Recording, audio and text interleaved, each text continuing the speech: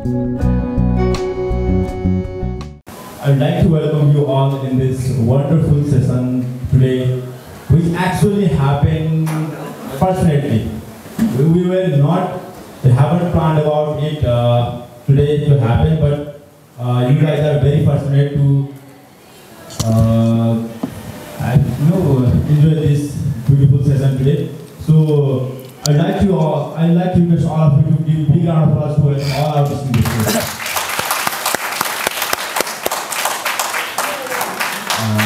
I won't say a single word about it. Our respected R.C. Khatri sir will explain what the event is about and what we're going to do, all these things. He will explain everything today. But what I would like to request you all that the discipline, the sincerity, the attention that you guys used to give in all the events, please cooperate, interact, and take the best out of it. As you have been doing very well so far. So I request you all to participate and interact and ask questions, involve, and build yourself, take as much as you can from this event. Thank you guys. Thank you, sir. Dear Campus Chief Sir, Dr. Rajendra K. Sir, Engineer Deepak Bhatt Dhami Sir, र अरू faculty member सरहरू plus आजको यो panel डिस्कसनमा उपस्थित नेपाली सेना र सशस्त्र प्रहरी बलका उच्च सैनिक तथा सशस्त्र प्रहरी अधिकारी अथवा अधिकृतहरू साथै मिसन कर्तव्य पथमा उपस्थित र यस साउथ वेस्टर्न स्टेट कलेजका विद्यार्थी भाइ बहिनीहरू सबैलाई यस आजको प्यानल डिस्कसनमा हार्दिक स्वागत गर्दछु र हामी अलि फर्मल भन्दा इन्फर्मल र त्यसमा पनि विशेष गरी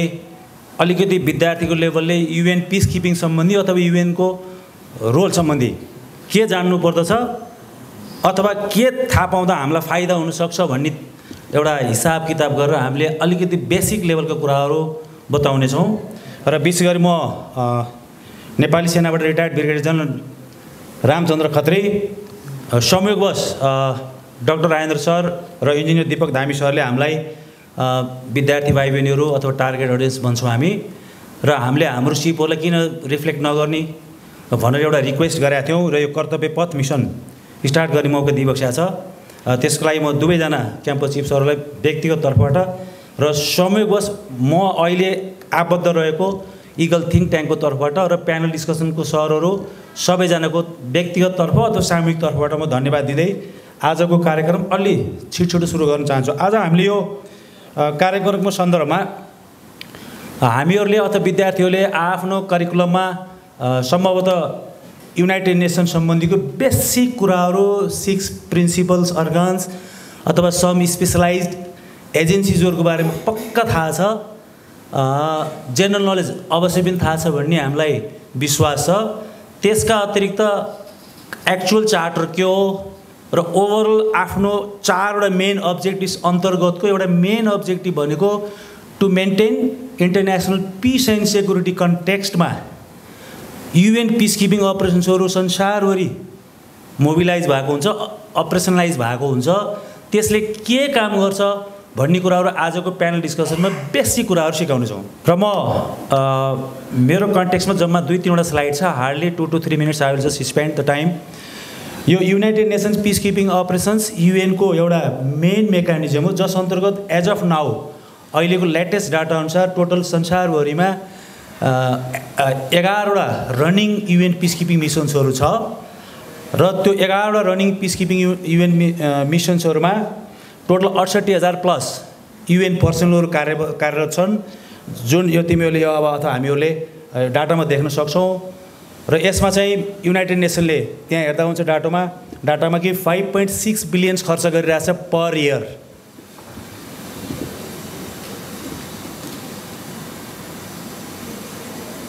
र यो प्यानल डिस्कसनको सन्दर्भमा मैले आज हामीसँग सबैभन्दा छेउमा अथवा मेरो राइट साइडमा रिटायर्ड कर्नेल वीरेन्द्र मल्ल हुनुहुन्छ। उहाँले युनाइटेड नेसन्स हेडक्वार्टरको रोल प्ले गर्नुहुन्छ अथवा न्युयोर्कमा युएन पिस किपिङ रोल कसरी प्लानिङ गर्छन् र कसरी एक्टिभेट हुन्छ त्यो रोल गर्नुहुनेछ।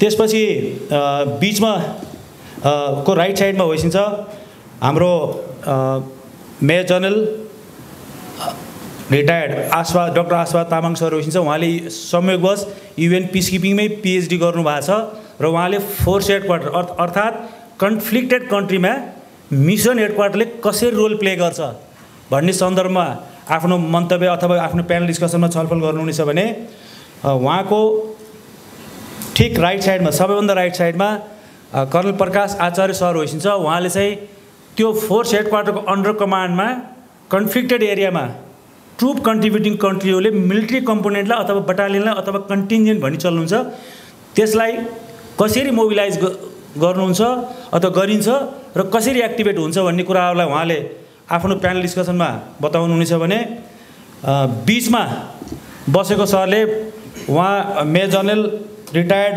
होमनाथ दवाडी सर हुनुहुन्छ। नेपाली सेनाको निकै लामो सर्भिस गरेपछि हालसाल रिटायर भइसकेको हो। उहाँले चाहिँ मिलिट्री अब्जर्भरहरू मिलिट्री कम्पोनेन्ट अन्तर्गत मिलिट्री अब्जर्भरहरू विदाउट आर्म्स हात हतियार बिना पनि मिलिट्री अब्जर्भरहरू कसरी चाहिँ आफ्नो मिसन पुरा गर्छ भन्ने बारेमा बताउनुहुनेछ भनेदेखि करिब करिब सेकेन्ड लेफ्टमा संयोगवश नेपाली सेनाबाट चाहिँ सशस्त्र प्रहरी बल नेपालमा जानुभएको सौरभ भएर र म र हाम्रो मैले चाहिँ अहिले चाहिँ रिटायर्ड सशस्त्र प्रहरी बलका AIGP चन्द्रप्रकाश गौतम संयोगवश हामी दुवैजना इन्डियन मिलिट्री एकाडेमीबाट कमिसन भएको र उहाँले चाहिँ पुलिस कम्पोनेन्टले UN पिसकिपिङ रोलमा के एक्टिभिटी गर्छ त कस्तो किसिमले आफ्नो भूमिका निर्वाह गर्छ भन्ने बारेमा बताउनुहुन्छ। त अब म करिब करिब आफ्नो अन्तिममा के भन्न चाहन्छु भने UN पिसकिपिङ अपरेसनले संसारमा कसरी एउटा पिस एन्ड सेक्युरिटी इस्टाब्लिस गर्छ भन्नुको अतिरिक्त यो मेजर रोलहरू पनि प्ले गर्छ भन्ने म जानकारी छोटो गर्न चाहन्छु। यसमा बयान गर्दिनँ किनभने प्यानल डिस्कसनको रिसोर्स पर्सन्सहरूले नै आफ्नो बारेमा बताउँदाखेरि यो गतिविधिहरू सबै आउँछ। अब संयोगवश त्यो फोटो मिल्न गएको अवस्था मेरो भन्ने सम्झिँदा हुन्छ। यस प्यानल डिस्कसनमा पाल्नुभएका आदरणीय सरहरू तथा प्यारा विद्यार्थी भाइ बहिनीहरू, आज म चाहिँ यो UN peacekeeping purpose principle and global इम्प्याक्ट्सको बारेमा यहाँहरूलाई केही वर्णन गर्न गइरहेको छु। अब यो पिसकिपिङ भनेको UN को पिस एन्ड सिक्युरिटी इस्टाब्लिस गर्ने एउटा महत्त्वपूर्ण टुलको रूपमा लिइन्छ र यसमा चाहिँ यो चाहिँ युनिभर्सल्ली एक्सेप्टेड लेजिटिमेट फोर्स हो र यसमा चाहिँ विशेष गरेर कुनै पनि द्वन्द्वग्रस्त स्थानको त्यो देश अथवा त्यो स्थान जब कन्फ्लिक्टबाट पिसतर्फ ट्रान्जिसन हुन्छ त्यस समयमा यो पिसकिपिङ फोर्स डिप्लोय गरिन्छ। पिसकिपिङ फोर्स अन्तर्गत यो तीनवटा कम्पोनेन्ट विशेष गरेर डिप्लोय हुन्छन्। त्यसमा चाहिँ मिलिट्री कम्पोनेन्ट, सिभिलियन कम्पोनेन्ट र पुलिस कम्पोनेन्ट।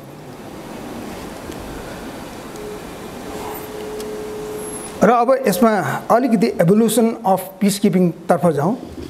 जब पहिलो विश्वयुद्ध भयो त्यसपछि 1920 मा लिग अफ नेसन इस्टाब्लिस भयो, यो रिक्याप मात्रै हो। त्यसपछि यो लिग अफ नेसन्स असफल रह्यो र त्यसपछि दोस्रो विश्वयुद्ध भयो। तत्पश्चात विश्वको इन्टरनेसनल कम्युनिटीले रियलाइज गरे कि विश्वमा शान्तिको लागि एउटा अर्गनाइजेसन चाहिन्छ।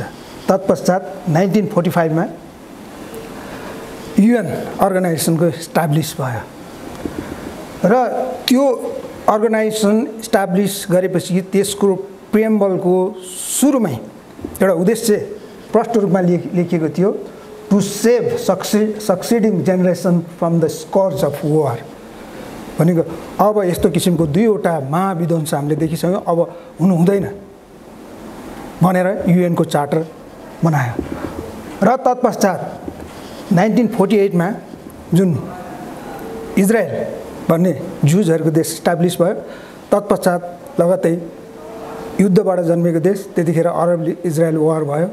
तत्पश्चात 1948 मा त्यो अरब इजरायल वारको जुन सिज फायरको मोनिटर गर्नको लागि यो अन्सो नामक पहिलो पिसकिपिङ फोर्सको त्यस इलाकामा तैनात गरियो र त्यो चाहिँ ट्रेडिसनल पिसकिपिङ फोर्स थियो। यसको बारेमा म पछि चर्चा गर्छु। तत्पश्चात लामो अवधि झन्डै 75 इयर्सको अन्तरालमा युएनले विश्वका विभिन्न द्वन्द्वग्रस्त राष्ट्रहरूमा 70वटा भन्दा बढी 70वटा जति पिस किपिङ विभिन्न नामका पिस किपिङ मिसनहरू तैनात गरिसकेको छ र अहिले आएर यो मिसन मल्टी डाइमेन्सनल भएको छ र यसको बारेमा पनि म पछि चर्चा गर्छु। र अब अघि मैले भने ट्रेडिसनल पिस किपिङ, जब विशेष गरेर यो शीत युद्ध कोल्ड वारको टाइम र त्यसपछिका युद्धहरू दुईटा देशको बिचको हुन्थ्यो। तत्पश्चात दुईटा देशको सिजफायर हुन्थ्यो, त्यसको मोनिटर गर्ने काम युएन पिस किपिङ फोर्सले गर्थ्यो र त्यसको मुख्य काम चाहिँ सिजफायर मोनिटर गर्ने, अब्जर्भ गर्ने, मोनिटर गर्ने, रिपोर्ट गर्ने र त्यस्तो रोबस्ट म्यान्डेट जुन फोर्स युजको हिसाबले त्यस्तो रोबस्ट म्यान्डेट हुँदैन थियो र यसैलाई चाहिँ ट्रेडिसनल पिस किपिङ भनिन्छ। अब यसको उल्टो मल्टी डाइमेन्सनल पिस किपिङतिर जाउँ। अब अहिलेको विश्वको अपरेसनल इन्भाइरोमेन्ट कस्तो छ त भनेपछि अहिले चाहिँ दुईटा देशको द्वन्द्व हुने चान्स चाहिँ एकदमै कमी भएर गएको छ विभिन्न कारणले गर्दाखेरि।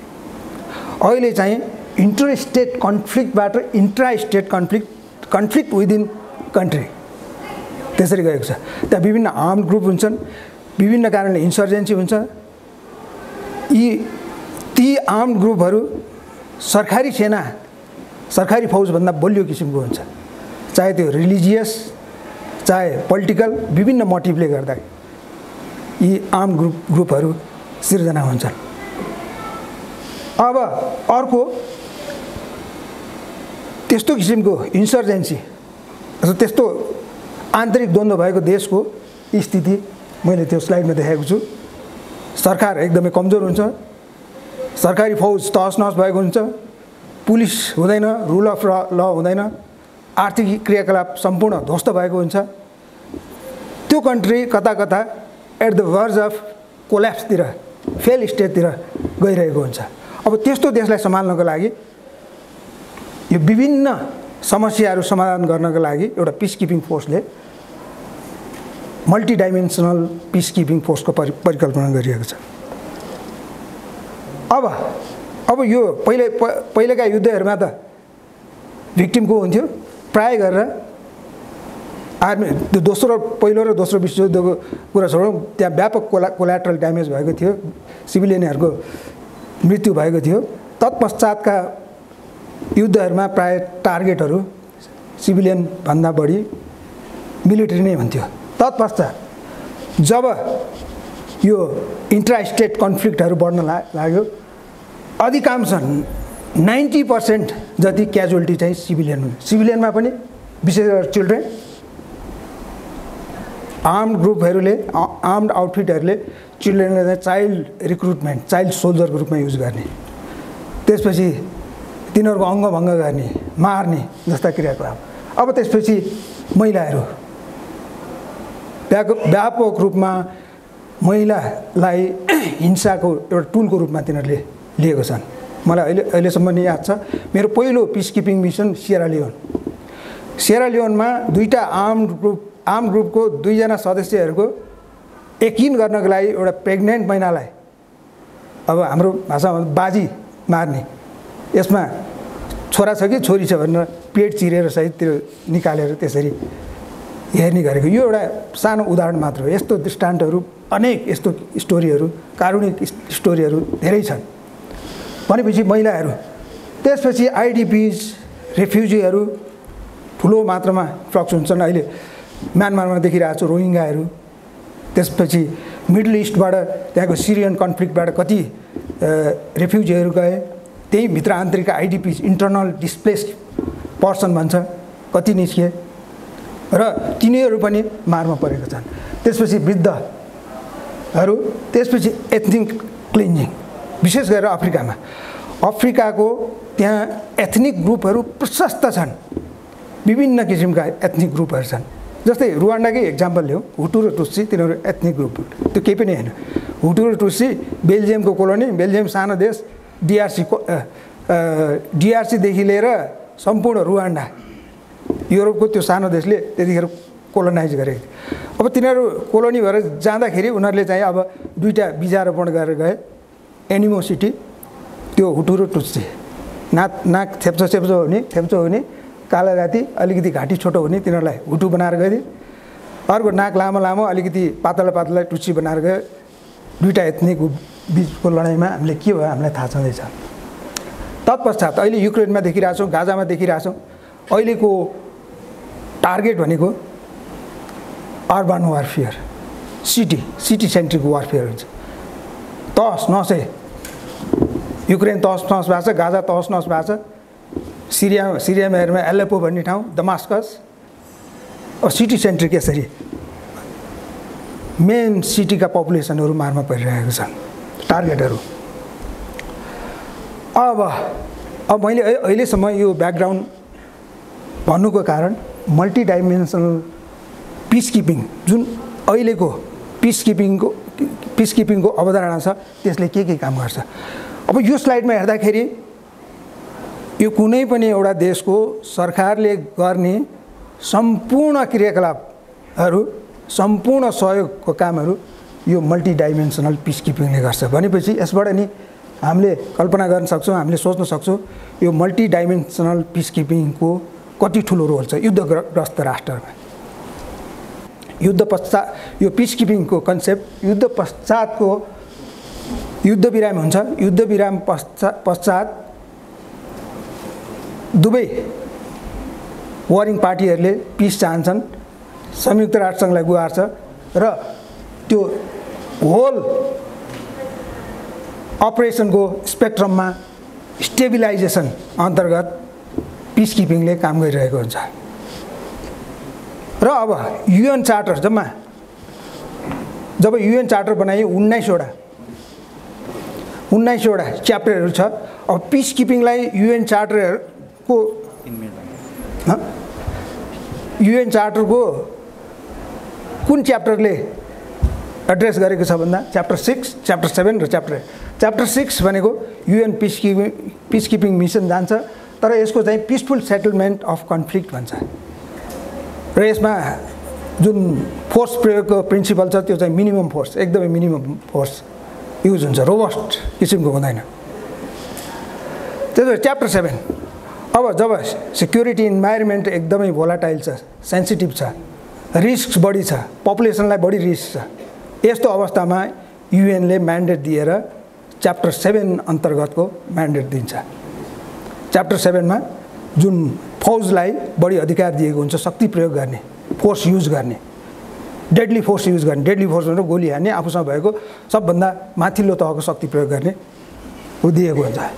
अब च्याप्टर 8 यो केही पनि होइन, अहिले एकदमै व्यापक चर्चा भइरहेको छ, यो रिजनल एरेन्जमेन्ट हो।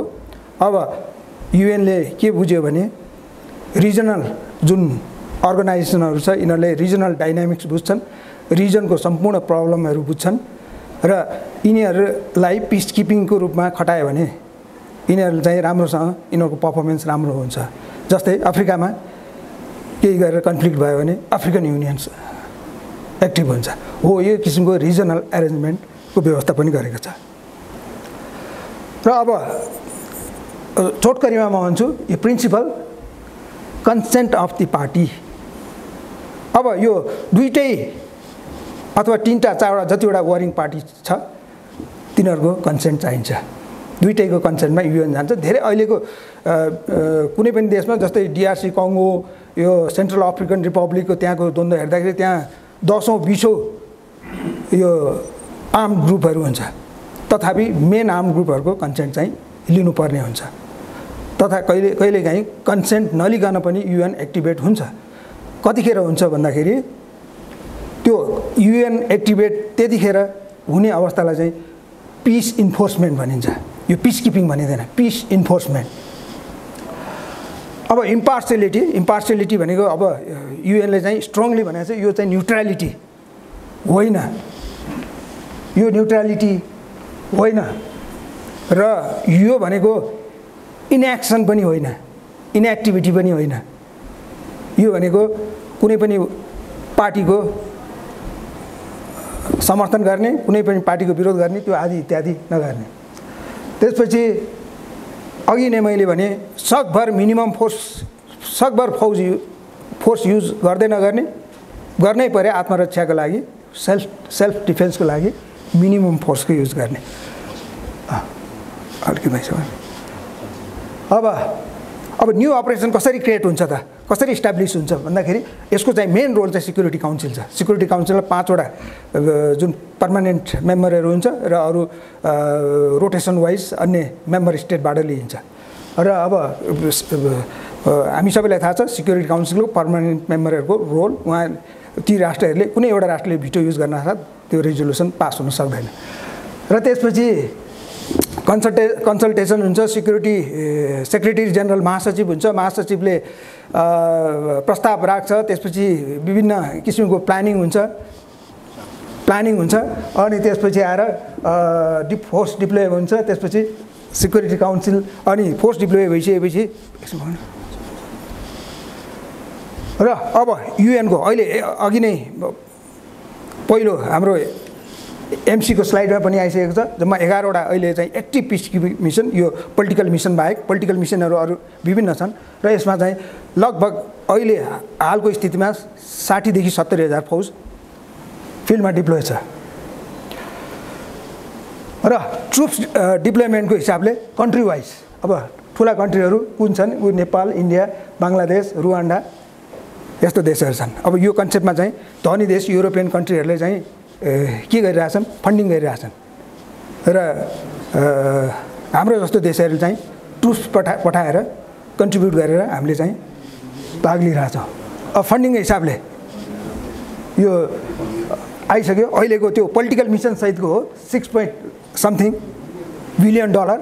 र अब कसले कति दिन्छ भन्दाखेरि त्यो मिलियन डलरमा ऊ छ, युनाइटेड स्टेट्सले 1835 मिलियन डलर सबभन्दा बढी, त्यसपछि चाइना छ, अन्य राष्ट्रहरू ट्रुप कन्ट्रिब्युटिङ। त्यस्तै नेपालले पनि बिहोर्छ, नेपालले चाहिँ एउटा मिसनको लागि वर्षमा 20 देखि 1 लाखदेखि 1,50,000 डलरसम्म सायद दिन्छ सबै मिसनको लागि।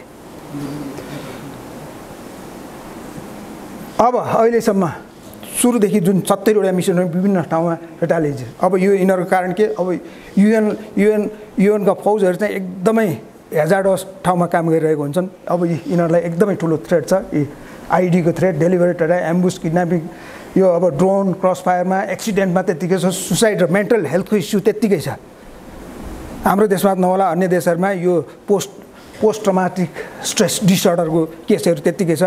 हाम्रै देशका कतिपय पिसकिपरहरूले 1 वर्षसम्म त्यहाँ बस्दा फ्यामिलीदेखि सेपरेसन, 1 वर्षको ऊ आर्ट्स इन्भाइरोमेन्ट, त्यसमा सुसाइड पनि कति गरेका छन्, सुसाइड रेट पनि अत्यन्त बढी छ। अब फेलियर उसको कुरा गर्दाखेरि के यसको फेलियर केसहरू पनि छन्। मैले भने रुवान्डाको केसमा त्यहाँ युएन मिसन हुँदाहुँदै 1994 मा हुटु र टुट्सीको जुन एथनिक क्लिन्जिङ भयो एकअर्कामा, त्यसमा चाहिँ 100 दिनको अवधिमा 8 लाख हुटु र टुट्सीको म्यासेकर भयो।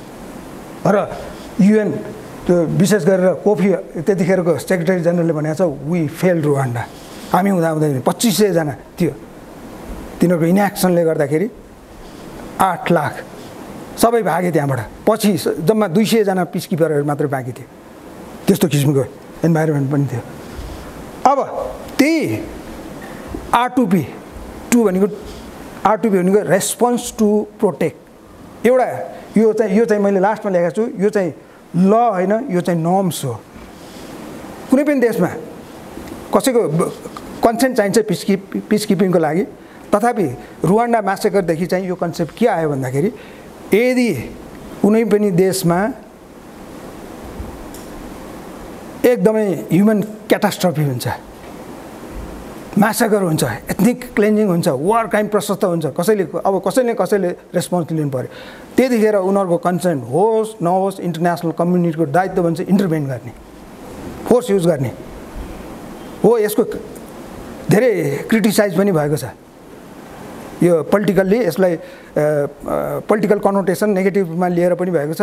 यसले गर्दाखेरि यो नर्म्स जुन ल होइन नर्म्स हो, यो नर्म्सले गर्दाखेरि ठुलो शक्ति राष्ट्रहरूले सानो शक्ति राष्ट्रमा तथाकथित R2P को नाममा चाहिँ इन्टरभेन गर्न सक्छ भन्ने पनि आएको छ।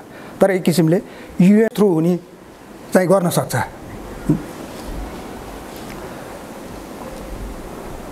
अब युगोस्लाभिया भन्ने कन्ट्री जुन टुक्रियो त्यसमा पनि पिसकिपिङ थियो, त्यसमा नि थुप्रो मान्छे मर्यो, कुनै प्रगति भएन। त्यसपछि ब्याटल अफ मोगादिसु, सायद सबैले ब्ल्याक हक डाउन भन्ने मुभी हलिउड मुभी हेर्नुभएको होला। त्यसमा हेर्दाखेरि एक दिनको अपरेसनमा युएस आर्मीले गरेको अपरेसनमा जहाँ पिस किपिङ फोर्स पनि थियो, त्यहाँको वार लर्डलाई पक्रनको लागि जुन अपरेसन सञ्चालन गरेको थियो, त्यसमा 2टा ब्ल्याक हक गुमाउनु पर्यो र 18 जना युएस मिलिट्री पर्सनलहरू को ज्यान गयो। 1000 सोमालिज सिभिलियनहरू विशेष गरी तिनीहरूको ज्यान गयो। अब यो अन्य उयोहरू पनि छन्, फेलियरका प्रशस्त केसहरू पनि छन्। अरू कङ्गो डिआरसीमा त 20औं वर्ष भयो, 20औं वर्ष भइसक्यो, अहिलेसम्म पनि युएन टाँसेर बसेको छ, तर पिस तिर जाने कुनै पनि उ छैन। तथापि हामीलाई किन चाहिन्छ त, स्टिल यो रेलेभेन्ट किन छ त भनेपछि इम्पर्फेक्ट बट इरिप्लेसेबल। यो बाहेक इन्टरनेसनल जुन यो विश्वमा युएन बाहेक अर्को त्यस्तो किसिमको कलेक्टिभ सिक्युरिटीको दायित्व बोकेको अर्को अर्गनाइजेसन त्यसको विकल्प नै छैन, यही मात्र। र विशेष गरेर यसमा चाहिँ यो चाहिँ एकदमै कस्ट इफेक्टिभ छ। जुन विश्वको जुन मिलिट्री एक्सपेन्डिचर छ त्योभन्दा यो 100औं गुणा यो चाहिँ कम खर्चिलो छ। अब यी अनेक च्यालेन्जहरू, मैले धेरै जसो च्यालेन्जेसहरू मैले पहिला नै भनिसकेँ। अब थुप्रो प्रशस्त च्यालेन्जहरू छ, विशेष गरेर होस्ट नेसन जुन देशमा जान्छ त्यसले राम्रोसँग सपोर्ट गर्दैन, त्यहाँको पुरै स्ट्रङ ह्याट्रिड पैदा हुन्छ पिसकिपर र उसको बिचमा। त्यसै गरेर सिचुएसनल अवेर इन्टेलिजेन्स कलेक्सनमा एकदमै कमजोरी छ, ब्युरोक्रेटिक डिले छ, र सबैभन्दा च्यालेन्जेस चाहिँ माथिल्लो पद न्युयोर्क हेडक्वार्टरमा छ, जहाँ सिक्युरिटी काउन्सिलको P5 जुन पर्मानेन्ट मेम्बरहरू छ त्यसको ओपिनियन नै डिभाइडेड छ। त्यसले गर्दा डिसिजन डाइलेमा, डिलेइङ आदि इत्यादि हुने चान्स छ। अब डिसइन्फर्मेसन यसको पनि व्यापक समस्या छ।